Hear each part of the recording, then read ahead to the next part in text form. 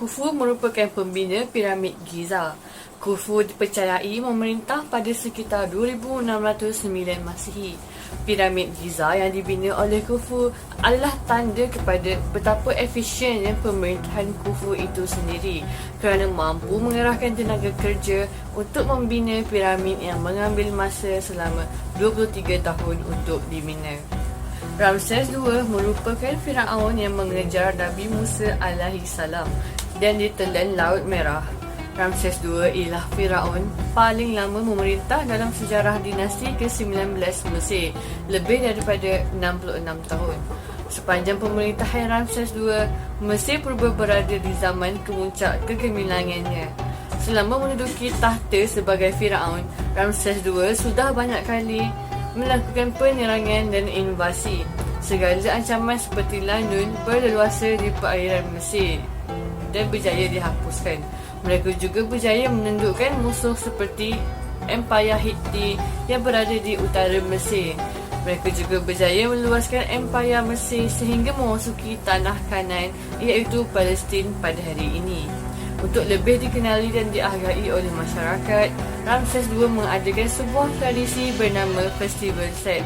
Festival ini dilakukan untuk mengubah seorang Firaun menjadi dewa ataupun Tuhan. Ramses II membangun banyak bangunan dan monumen yang menggambarkan kehebatan kerajaan pimpinannya. Dalam bidang ketenteraan pula, Ramses II berjaya menumpaskan Libya dalam peperangan yang berjiran dengan Mesir purba itu. Firaun juga menganggap dirinya sebagai Tuhan yang layak disembah.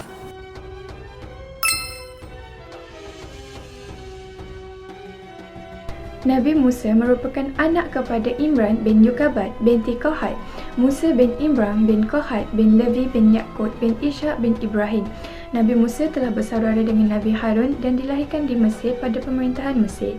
Nabi Musa dilahirkan ketika pemerintahan Firaun yang telah menguatkuasakan undang-undang agar setiap bayi lelaki yang dilahirkan akan terus dibunuh. Firaun sudah terpengaruh dengan ahli nujum yang menafsirkan mimpi Firaun.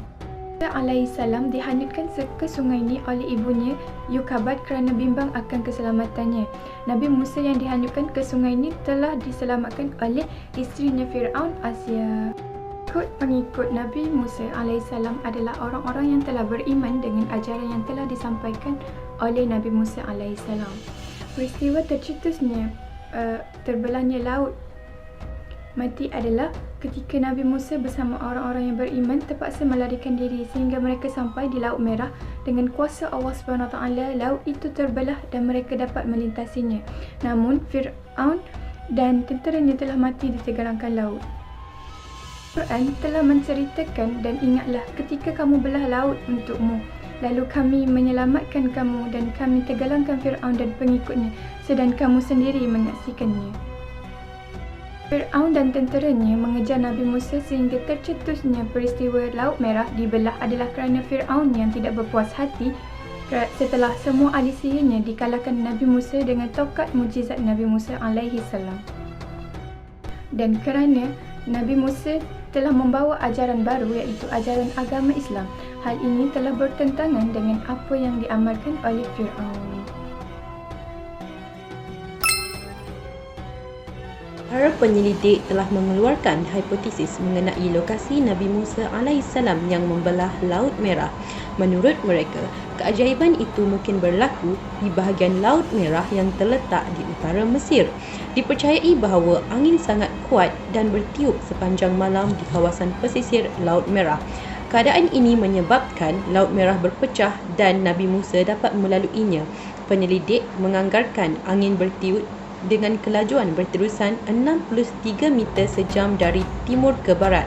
Angin melalui kawasan yang diteliti oleh para penyelidik sebagai tasik di sepanjang wilayah Mediterranean. Dipetik dari Life Science, Laut Merah tidak bermaksud bahawa air di lokasi itu merah. Warna air dari kawasan yang memanjang dari utara ke selatan sebenarnya berwarna hijau kebiruan. Tapi di Laut Merah mempunyai alga cyanobacteria disebut Trichodesmium erythraeum.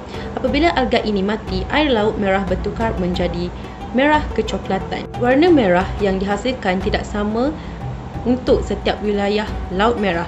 Bagi pengunjung, Laut Merah mempunyai kedalaman sedalam 490 meter kelihatan sangat menakjubkan.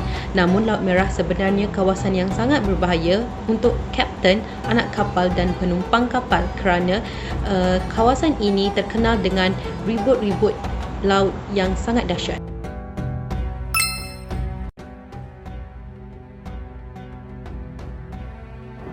Antara kesan peristiwa belah laut pada zaman Fir'aun dan Nabi Musa alaihi salam adalah mengukuhkan akidah serta memantapkan iman muslimin dan muslimat generasi kini.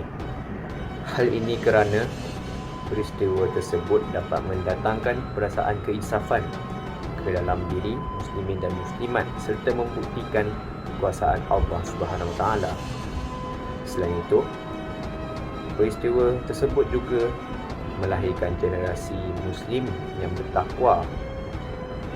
Hal ini kerana mereka akan berasa diri mereka lemah dan tidak berdaya tanpa pertolongan Allah Subhanahu Wa Taala.